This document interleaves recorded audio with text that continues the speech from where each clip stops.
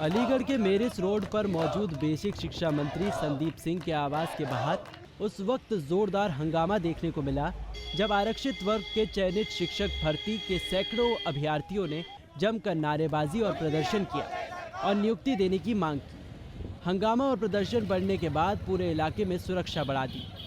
वहीं पुलिस ने प्रदर्शनकारी शिक्षकों को शांत कराने की कोशिश की, लेकिन इसके बाद भी प्रदर्शनकारी शिक्षक नहीं माने और हंगामा और नारेबाजी करते रहे, जिसके बाद बेसिक शिक्षा मंत्री के पिता और एटा सांसद ने प्रदर्शनकारियों को 2 दिन में बेसिक शिक्षा मंत्री से मिलवाने का आश्वासन दिया।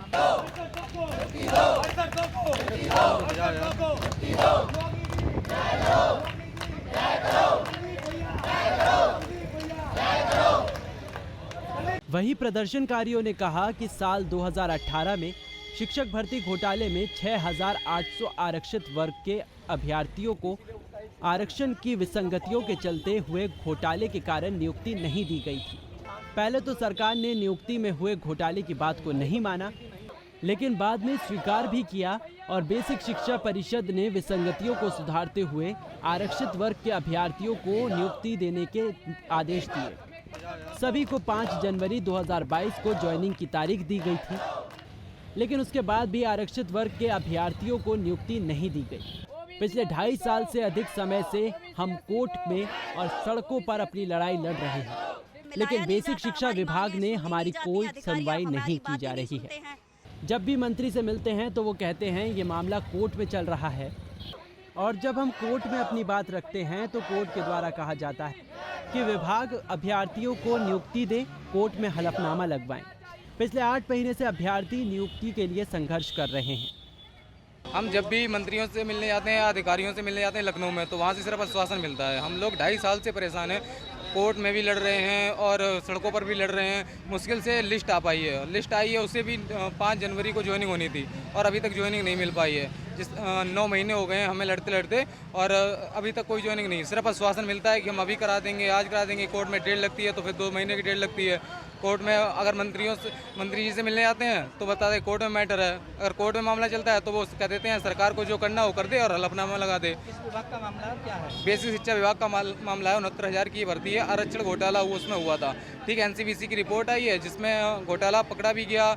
जो पिछले मंत्री थे श्री द्विवेदी, उन्होंने घोटाले को माना कि हाँ हमसे गलती हो गई है, हम इसे सही करेंगे। सही किया, 6800 की लिस्ट भी निकाली, लेकिन अभी तक हमें नियुक्ति नहीं। सर, हम 6800 के चयनित अभ्यर्थी हैं, ठीक है, और पहले तो हमारी जो भर्ती है उसमें घोटाला हुआ था SC OBC सीटों का, तो क्या वो काफ़ी टाइम तक तो वो मान ही नहीं रहे थे, और जब वो माने हैं फिर उसके मतलब इन्होंने लिस्ट निकाली थी।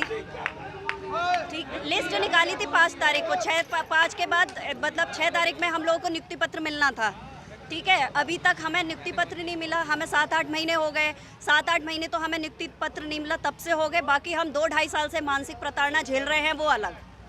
तो किस तरह का आश्वासन मिला, कोई मिला था आपको? हमेशा आश्वासन ही मिलता है, मगर हमारी मुख्यमंत्री जी से बात नहीं हो पाती है, हमें मिलाया नहीं जाता, हमारी मांगें सुनी नहीं जाती हैं, अधिकारी हमारी बात ही नहीं सुनते हैं।